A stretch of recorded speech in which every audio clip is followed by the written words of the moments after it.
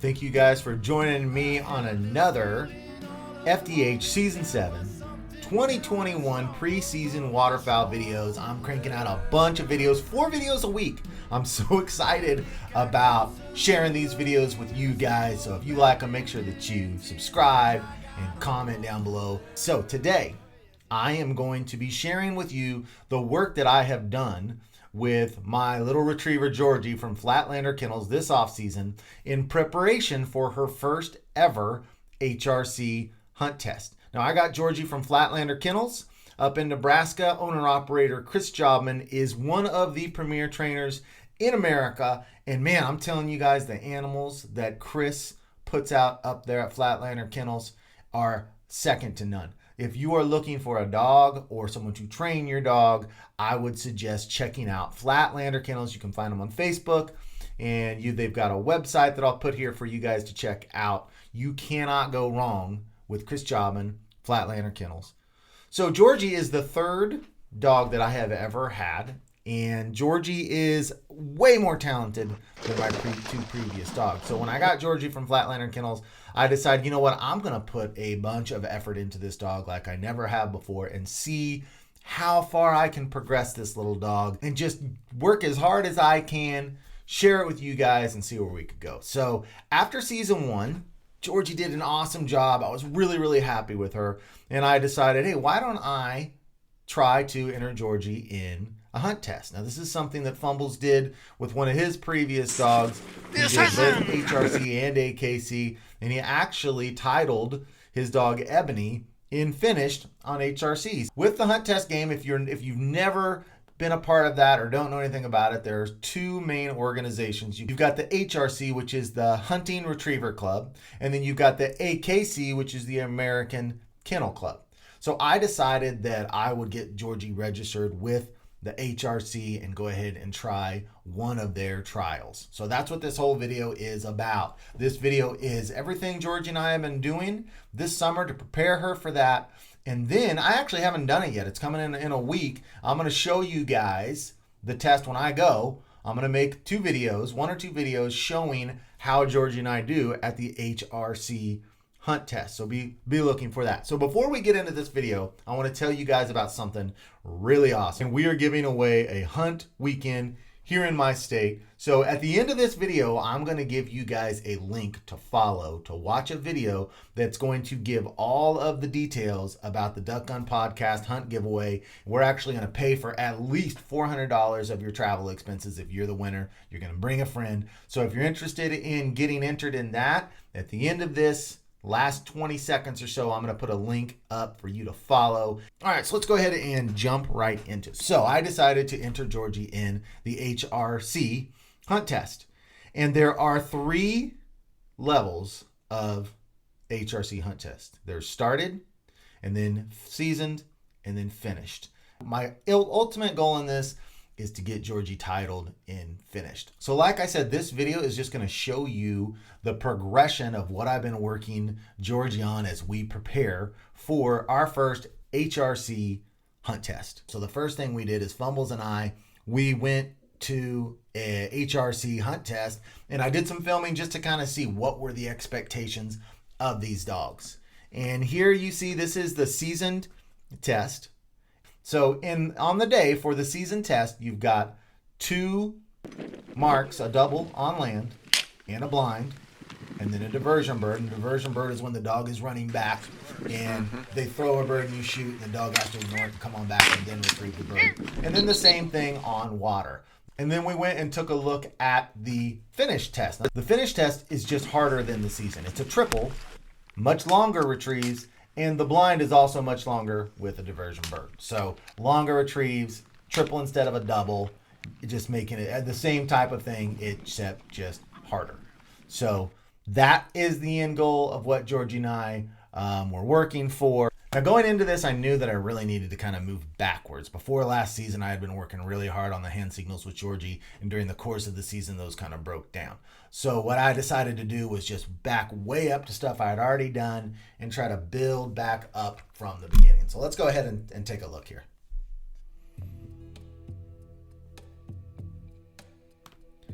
So this first drill that we started with is called force to pile. And on force to pile, the dog knows where the pile is, and you're just getting the dog to go straight out and come back. And sometimes on the shock collar, you're using nicks just to say you're teaching the dog, hey, go all the way out and come all the way back. It's not thrown, it's just a pile. And then in this drill, I was even doing some ladder where it was intermittent distances, and she's just learning that she's got to, when I say dead bird back, she's got to go all the way out, get the bird, come all the way back. And so this is the drill that we were working on right at the beginning of the off season. After that drill, we went to land tee. And land tee is when you have a pile all the way out up to about 100 yards, and then you've got a pile on the right and a pile on the left. And I was going to the same location here every single day with this, so she knew where the piles were, and it's just enforcing the whistle set, giving her directions, back right, back left, overs. And so she had already done a lot of this. She does a really good job of this. So there's a refusal right there where she went the wrong way. Over. And now she goes the right way. So it's just reinforcing the hand signals over and over and over, day after day after day. They know where everything is. Then from there, we went to force to water. You can see getting the dog just to sit and go straight into water whenever you tell him without throwing the retrieve, not as easy as you think. So after land tee, we went into force to water. And it's the same thing as force to pile, except it's just in the water. And you're giving them a little nick to get them going, to say, hey, this is what I'm telling you to do. Go do it. And so that's what we're working here. This is actually in my backyard.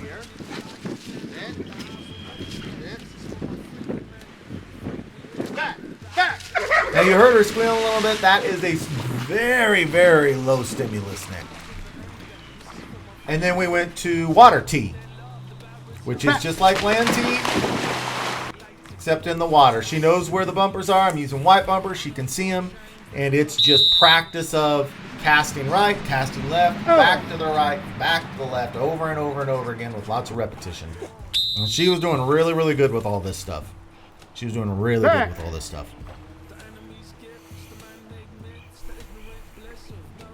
good with the treading in place. Hit her with the whistle. She turns. Good girl. She's doing excellent. For some reason on these, she struggled with the ride overs a little bit. Was her main issue. After the water tee, then we moved into some pattern blinds. And pattern blinds are just, it's kind of like force to pile, but you're not using any stimulation on her. You're setting a pile way out the farther, and she's just going all the way over, all the way back. You do this at multiple distances, and then handling her when needed. And if you see there's 2 refusals in a row where she didn't go the right way. And finally on the third one, she goes the right way. At this point in time, she was starting to give me some refusals. And like, again, I said, a refusal is when you sit them with the whistle and you give them a cast and they go the wrong way.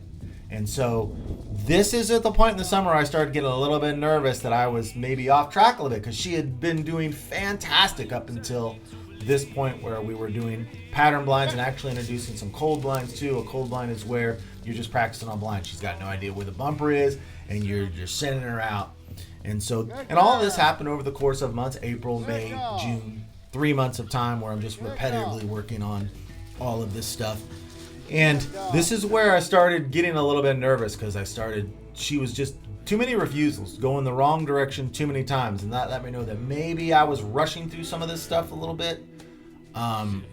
I don't know, because she was doing great up until then. But when we started getting into, especially some of the cold blinds, she started to break down, and I was just seeing way too many refusals. And here's the session we did on a cold blinds where we went out. We were actually doing some scouting. And she does an excellent job on this cold line. Good line. A little bit to the right a little bit, but back into the left. So that was a good one. She had a really good day this day. I was really encouraged. That's about 80-yard blind, and that's longer than the season blinds. Yeah, that's good. For sure. It was longer than what they require on the season blinds. At this point in time, I actually had her enrolled in an HRC season test in mid-June.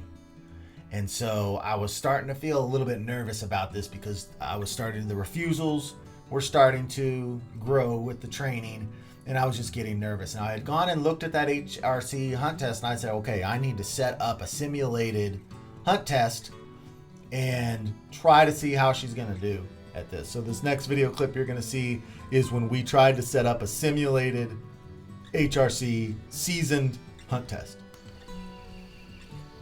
Running the blind here first. About a 60-yard blind. You're back. Back.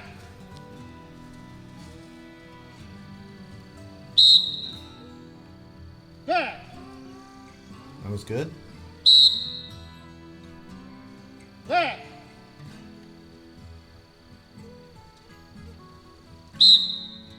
Find it.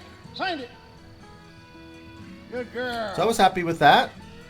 Good I've never done the dog. test, but I assumed that would have probably been a pass for at least that blind on the hunt test. That's how I felt. I felt pretty good about that. But here's where everything breaks down. So now we're trying to do the double. Here's the first throw. Heel. There's the second Heel. throw. Heel. Georgie. And this is the first time that I introduced a shotgun into any of her training. Outside of hunting, obviously. Here. Here. Here. And she freaks out. She Reach grabbed the out of her bumper and mouth. just kept going. Here. And just dropped it. Here. My only assumption as to what... And watch, she just refuses. It just gets horrible. It's just terrible from here. My only assumption is that she was associating the shotgun with ducks Over. and not bumpers. And so when I introduced the shotgun somehow, Here. she was Here. looking for a duck. So I was just trying to get her to pick it back up. Find it. Over. Refusal. And it just got worse and worse and Over. worse. Another refusal. Over.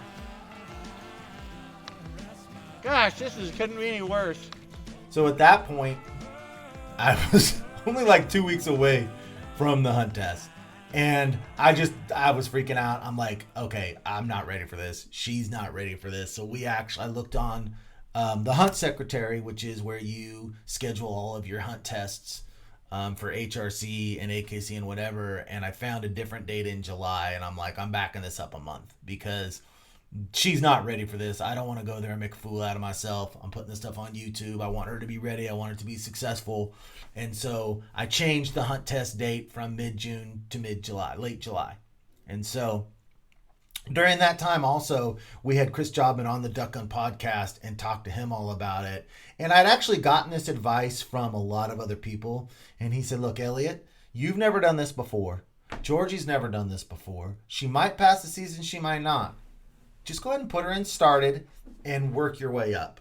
And so it just kind of took the pressure off me. So that's what I decided to do. I decided that, hey, I've never ever done anything like this before. We're just going to start at your base, ground level, easiest test, and we're going to work our way up. So I made a transition in there because I really didn't want my training decisions to be based on hunt tests. I wanted to just transition her. I wanted to just progress her however I felt like it was going. And in my training, that's not what I was doing. I was really pressing her because I knew what she was going to need to do at the hunt test. And I was just like, okay, I'll take a step back, go ahead. So here's my goal. Here's my goal.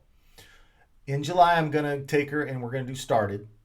And I'd be absolutely blown away if she doesn't pass that because it's pretty easy.